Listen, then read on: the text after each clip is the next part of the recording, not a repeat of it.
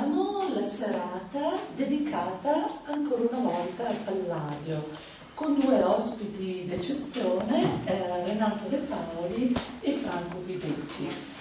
Renato De Paoli nella veste di poeta, Franco Guidetti musicista, ricercatore. Renato De Paoli ci leggerà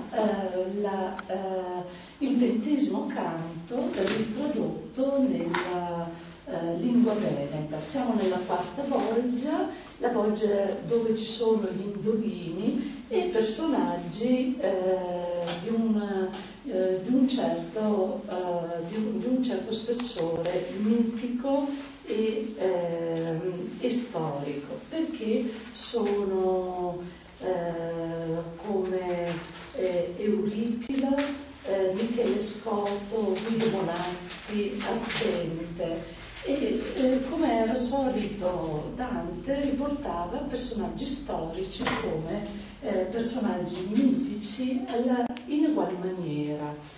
Qui vengono ripresentati perché ci parlano di un paesaggio, il lago di Garda, che era il Benaco, e quella lama nella quale si distende e la impaluda, e suol di state esser grama, in quel posto dove venne fondata la città di Mantova, da Manto, figlia di Tiresia in fuga da Tebe. Tiresia quindi è il progenitore cui Renato De Paoli fa riferimento per parlare di coloro che sono sparti, di coloro che quindi hanno poi fondato sul sepolcro di Manto la città che ha questo nome. Guidetti intervallerà la lettura del 20° canto con musiche originali. Poesia di una serliana, Brivido al piano nobile sono i suoi primi 2 brani.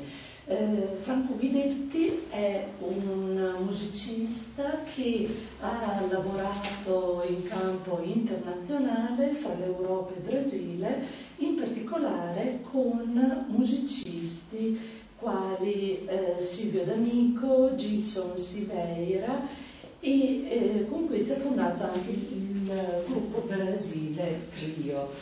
È quindi un ospite d'eccezione per quanto riguarda la cornice che questa mostra ha nell'ambito musicale. È interessante come Palladio possa essere avvicinato alla musica, d'altronde faceva parte del quadrivio, quindi di quelle discipline che venivano studiate nel Medioevo e nell'età rinascimentale, insieme quindi alla geometria, all'aritmetica, all'astronomia, c'era anche la musica.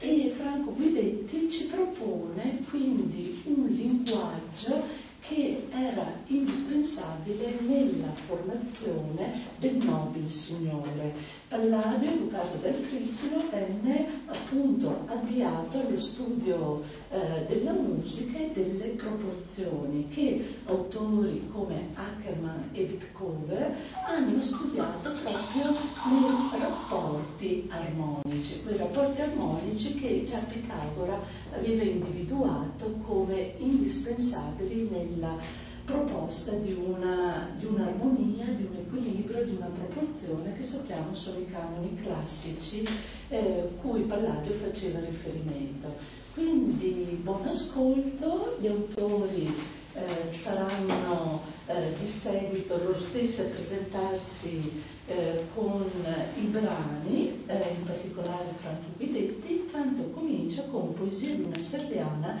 e Brivido al piano nobile. Voglio aggiungere, grazie, che Poesia di una serliana è un preludio che ho scritto per Villa Pojana, che sarà un paio maggiore. La trifora, il preludio danza e descrive questa trifora, i 5 oculi intorno, che sono direttamente derivati dal Bramante, Santa Maria delle Grazie, quindi Palladio, artista attento, che fa suo però l'interprete di grandi con il suo grande spessore artistico.